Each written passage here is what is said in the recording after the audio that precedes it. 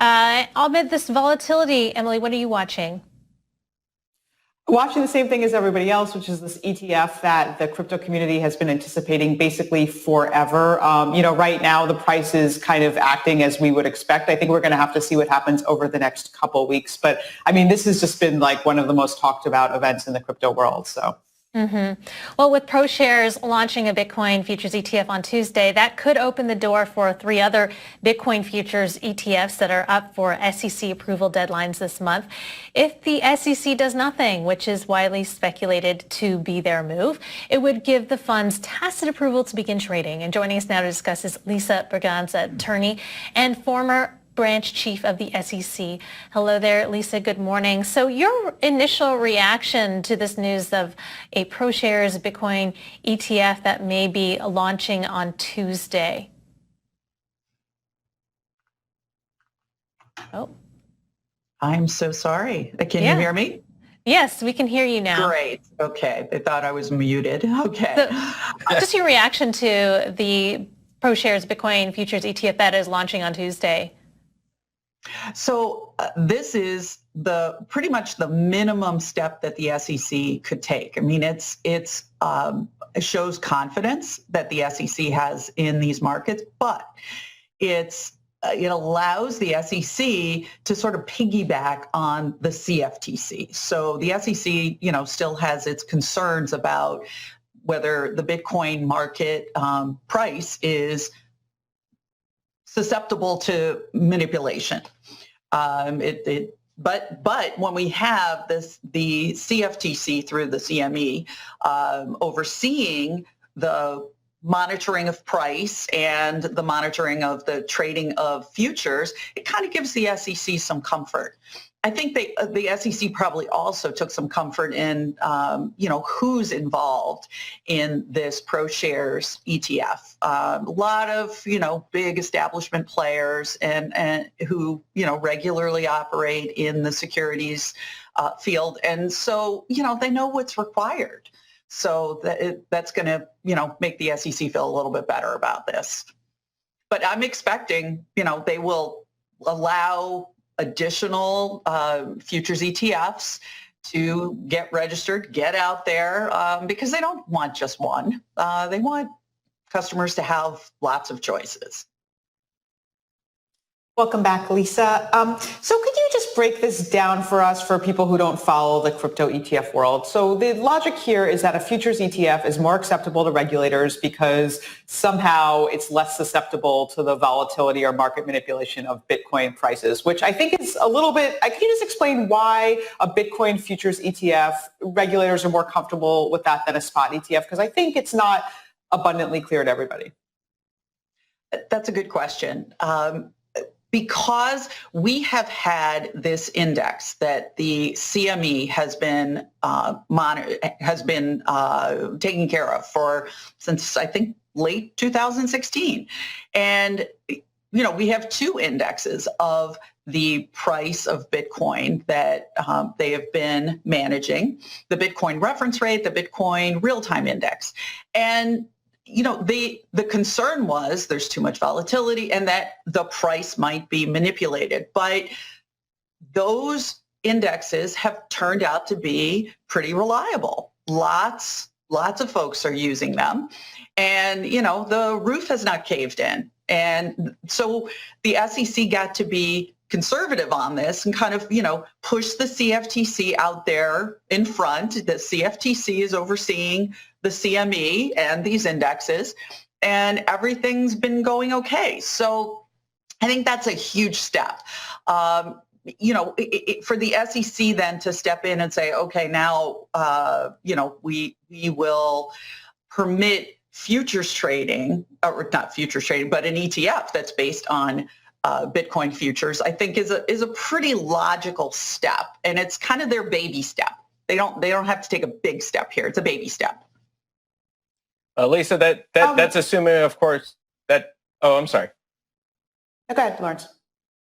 I was just saying that's assuming, of course, that data is in fact clean, if you will. That the trading data that the indices that the CME uses are are based off of prices, and that those prices in turn, that there is an actual market, a real market, and it's not a manipulated market that is moving prices for some of the major exchanges. In other words, if there's an exchange offshore that's pushing around the prices, and then it translates to prices in the U.S. A U.S. exchange, that the CME is basically assuming that, well, it's fine anyway, and therefore the SEC is assuming it's fine as well, correct?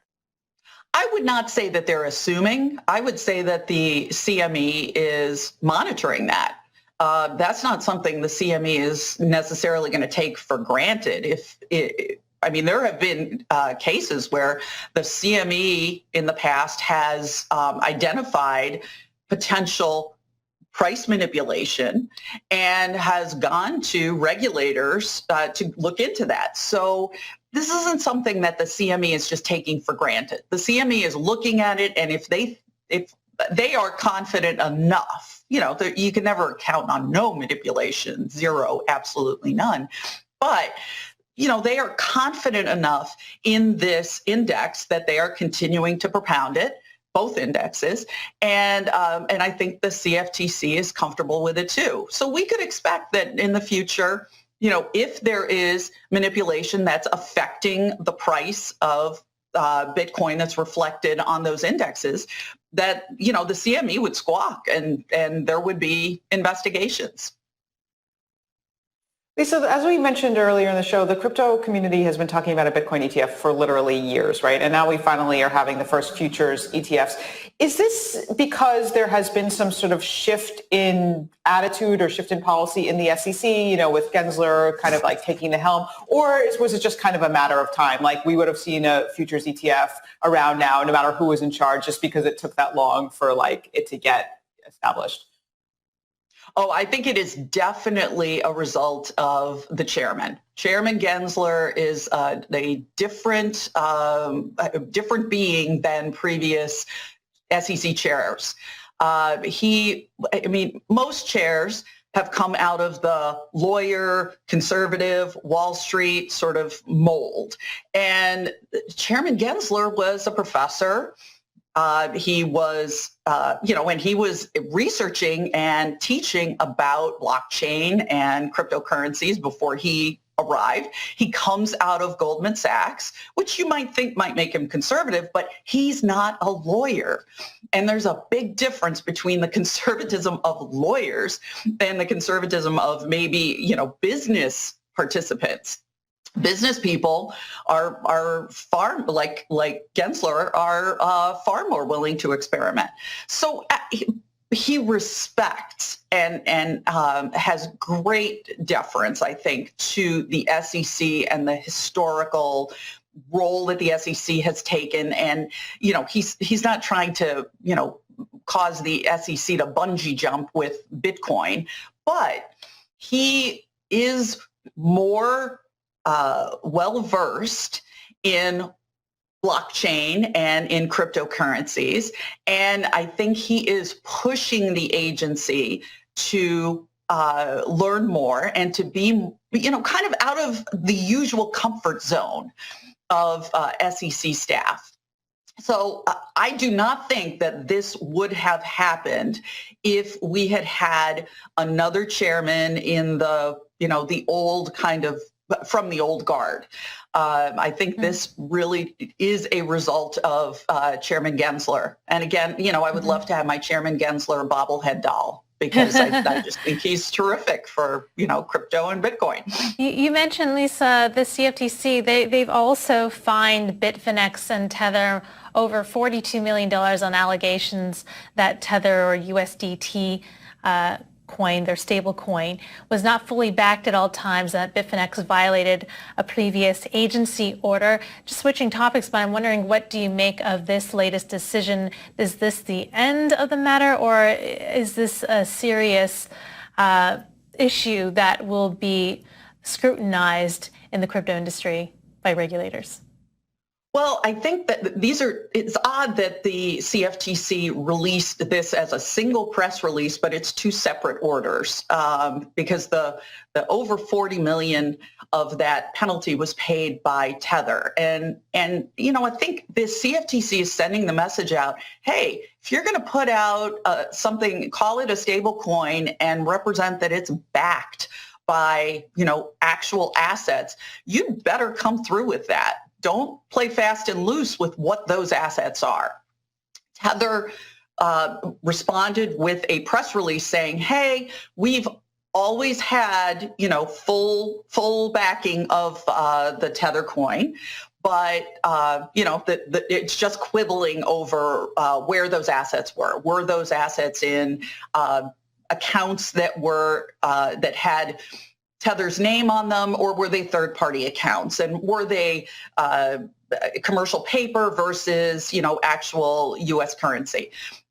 Those are important issues for the CFTC. That's not something that's just kind of a trivial thing behind the scenes. I mean, if you make statements, and I think this is the CFTC's message, if you are going to represent that you are putting a stable coin out there and you are going to state what it is that's backing it, you better come through and make sure that that's what you're doing.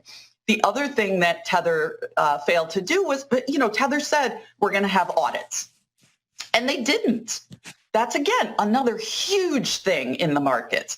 On the Bitfinex side, we have a repeat player. Not a good thing for the industry. Bitfinex was in there, signed an order with the CFTC years ago, said that it would cease and desist, operating in the U.S. In a certain way. And here it is again. Last time they got whacked for $75,000, or they were able to settle for, a nominal penalty of $75,000. This time it's 1.5 million. I don't know if it's going to make a big difference. But it is not good for the industry to see violations of cease and desist orders. That's going to cause the CFTC to hover and monitor much more closely. Lisa, if you go on Twitter and you see the general counsel of Tether and Bitfinex and also the CTO, they're crowing, they're high-fiving each other. They said this is all behind us. They promised mom and pop investors that everything is okay with what they're doing. Did the CFTC leave an opening for further action down the road? And if so, what exactly is it? And also, can an audit even happen from a company like this that would require financial statements such as an income statement to be publicized over a period of time? Well, to answer your last question first, yes, you can have an audit. Certainly it would look different than your traditional audit where, you go out and count assets and, it is a different animal, but it is certainly possible. And the bigger issue is if it weren't possible, why would they say that they were going to get one? In terms of your first question, which now is escaping me for a second, the crowing about, I think I remember it now. The general counsel and Tether talking about, this is behind us. So, when you settle with the SEC or with the CFTC or the SEC, and you enter into a cease and desist order, it's never behind you.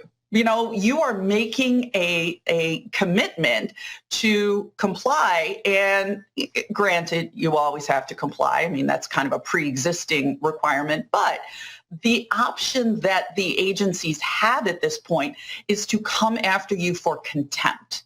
And that's interesting that they did not do that with Bitfinex. They could have said, this was what you agreed to in the past. This is what you are doing right now, or what we found you were doing. It violates the previous order. Therefore, we are going to go to court and we are going to seek civil or criminal contempt. And that's sort of a fast track to, really whacking a company. So, now Tether has a cease and desist order. Okay. They have to move ahead and comply with that with the threat of potential contempt actions being brought against them. It may seem trivial, but it is a fast track, and, judges are never happy when there's an order that's violated. It's an ongoing story, Lisa, one that we'll certainly continue to track. Thank you for joining us. Appreciate your insights as always. That was Lisa Braganza, attorney and former branch chief of the SEC. All right, coming up, checking in on Asia and the crypto markets update with VC firm NFX.